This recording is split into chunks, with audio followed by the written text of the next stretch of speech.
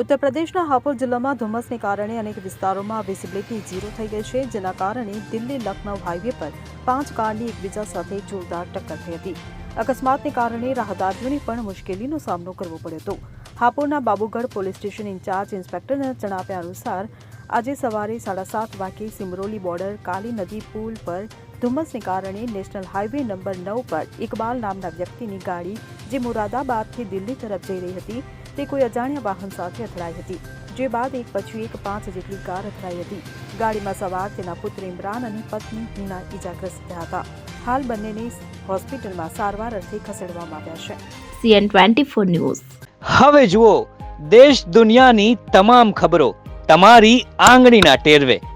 ઉઠાવો મોબાઈલ અને Google Play Store પરથી ડાઉનલોડ કરો અમારી CN24 ન્યૂઝ મોબાઈલ એપ.